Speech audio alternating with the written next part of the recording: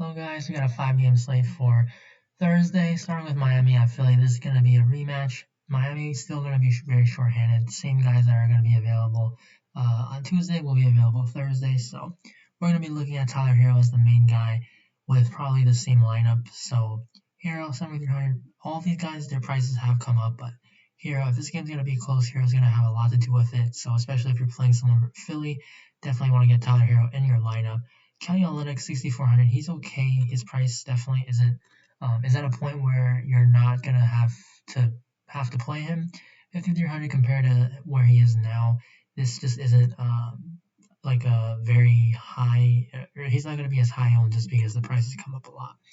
Duncan Robinson, I'd like Duncan over Olynyk just because he's gonna be someone who gets a lot of plays called for them, and his shot attempts are just gonna be a lot higher than usual. So 26 points last time, 36 fantasy points. I still think he has some really good upside here. And then Precious Achua, he's going to be one of the top plays, I think, on the Heat side, just because they only have 8 guys. They can only rest 3 guys even in a blowout, so he's basically blowout proof.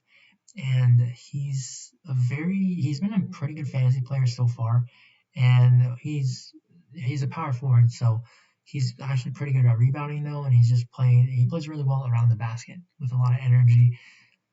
And then Gabe Vincent I like as well, 42, just someone who's also blowout proof. He puts up a lot of shots. He actually got 7 minutes of court time with Tyler Hero resting, so that's something that's really big because he's just going to handle the ball a lot. He's kind of an underrated playmaker. He's definitely more of a shooter, but he didn't shoot that well from threes. 33%, that's fine, but this guy is known to be a shooter. He can create a little bit for himself. He has some good driving highlights. Iguodala 4K, but I'd rather go to Vincent. I just think Vincent and Chua, they have better upsides. And then the Chris Silva, he did foul out, but he wasn't really going to be someone who gets a lot of minutes. Now, he would be in if it's a blowout. Same with Max Struss, but they're just not really the guys that I want. I'd rather go with Chua, Vincent, just the better players, and I would say that they still can get the long run because you look at 8 guys, 3 guys at rest. It's probably going to be Iggy first, probably Olynyk, and then maybe Duncan. So even Tyler Hero, he might be out on the court even in a blowout. Philly side, they're getting back a lot of guys. They're getting back Tobias, Shake Milton, Matisse Thybulle, Terrence Ferguson. Ferguson doesn't usually play. Same with Thybulle, but Tobias Harris and Shake Milton are guys that do play some heavy minutes, so it's going to hurt Embiid and Simmons' usages. Tyler Maxey, of course, and Danny Green, please don't chase that game, 5,700. He's not going to have to play as many minutes. He's not going to get the same shot attempts. He's not going to rebound that well. So for Philly side, I don't think that any of these guys are priorities. It's not like last slate. Embiid, he's still going to be fine because Miami just doesn't have the people that can guard him with Bam Adebayo out. So Embiid's fine, 10K. If you're playing Embiid, you need this game to stay close. So you're going to definitely want to play multiple Heat guys. Charlotte game, Gordon Hayward is day-to-day, so if he misses, Miles Bridges is going to look pretty good. He did play a lot of minutes in the second half when Hayward got hurt, so 4,700, the matchup, it's not that bad because Toronto's defense, even though they are known to be a pretty strong defensive team, Toronto has not looked that great. And just Bridges is someone who, even when everyone's healthy, he has a pretty good ceiling of 40 points. So now you get Hayward being out, that should help his minutes. Obviously, usage. He hasn't had that great of a game recently, but he's someone that definitely does have talent. LaMelo Ball, 7,600. He didn't shoot well. He hasn't been shooting well recently, but still, he's getting a lot of peripheral. So for tournaments, a low in play. Terry Rozier, Devontae Graham, they're in play as well. They're a lot cheaper than LaMelo, and also guys that do get some peripherals because of just how low the rebounding rates are for PJ Washington and Biyombo. For the Toronto side, Siakam, VanVleet, Lowry, they all look fine. I think the prices are about where they should be. All 3 of them play heavy minutes. Lowry gets staggered, so he's not playing with Lowry and Siakam at times, which that just makes Lowry a better player than VanVleet in my opinion. Chris Boucher, maybe he's going to start now. Maybe they go to Alex Len again. But Biyombo is a pretty undersized center, so they could definitely get away with it by starting Boucher. Boucher, he has a lot of upside. He has just as much upside as all these other 3 guys, and he's a lot cheaper. He also has power forward and center eligibility, so I do like Boucher quite a bit. Alex Len, he's been starting, but he literally has a 0-point floor. He can get pulled within a few minutes. He's very high in foul trouble risk, so even at 3K, even if he starts, not someone I really want to go to. Now, Houston side, they traded away James Harden. John Wall is out. Eric Gordon is questionable. So they're going to be missing a lot of guys. House as well is out. So if Eric Gordon plays, I'm going to have a lot of interest. He would be in my core for if he's going to be playing. 5,100 is just too cheap. Like, even if Wall was in, I'd still be picking Eric Gordon. But with Wall out now, Gordon is just going to put up like 20 shots at least this game. And yeah, there's some blowout risk, especially if DeRozan's in. But Gordon, he's going to definitely be handling the ball a lot more.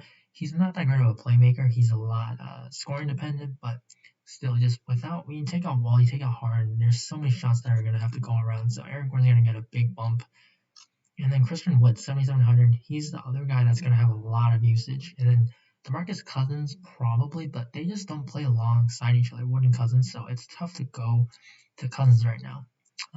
Maybe they changed because they're just short on bodies this game, but that's not something that I can go to as of now.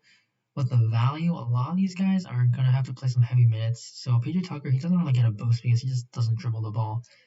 Ben McLemore, Jason Tate, I like them because they definitely have a lot more scoring upside, and their value plays, they're cheap. Like, I'd rather go with McLemore and Tate because they score more than the Wabust or than Brown. They just look for their shot more, so that's why I would rather roster. Mason Jones, he's a rookie, first of all, and he's someone who he was a very good scorer in college, very good shooter, can create his own shot. He has a very good physical NBA ready body. So if we were to somehow start, he's someone who can definitely put up a lot of shots. 3K, probably going to be getting blowout run as well if this game does turn into that. Spurs side, DeRozan's questionable. If he's going to be in, I'm just going to have a lot less interest for this side. Like, probably Keldon and Aldridge are still fine, but it's really if DeRozan is out, then I'm going to have interest in all four of these guys. And then for value, Devin Vassal's the minimum 3K. So if DeRozan were to be still out, that definitely helps Vassal. He's definitely someone that can also get blowout run because he's a rookie. Golden State side, Curry, Wiggins. Curry, he's 9,700. If they're going to have any business staying in this game, definitely Curry's going to have to do a whole lot. Wiggins, his price is up. He's had some sneaky block upside, which that's great, but Andrew Wiggins for 6,800 with Curry, all these guys pretty much healthy. Obviously Clay out, but I just don't want to pay for that. I think I'd rather go with Draymond, Oubre even. They just seem a lot more viable because they're just a lot cheaper. So if you're playing Golden State guys, you want to play Jokic, I would think that you probably want one guy because the game's gonna stay close. But on the slate, there is a lot of value, so maybe we can just get Jokic's raw points. So speaking of Jokic, 11K, he's probably going to be a very high on play just because if you look at the overall slate, you don't have Harden. Embiid's not going to look as great with Tobias back. So it's really Jokic alone at the top. That's going to be your main pay-up option. Jamal Murray, Will Barnes still look great because MPG is still going to be out. So I do like both of them because they just haven't had a really good game recently, so it's just really held down their ownership.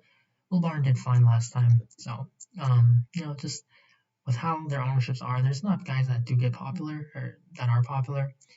Bol, he did start last time. That might have just been a matchup thing to guard KD. He got into foul trouble. He's not someone who's gonna play a lot of minutes, so probably not even gonna start this game. So not really gonna be on him. For Indiana, Sabonis, Brogdon, they traded away Oladipo, so these two guys are going to look really good. I prefer Brogdon. This game should be pretty fast-paced. Portland's on a back-to-back, but without Oladipo, without Warren, they're just going to have count on these two guys. Miles Turner, he looks pretty good at 6,600. Justin Holiday is fine, but he's pretty scoring and rebounding dependent. Aaron Holiday, I'd rather go with him.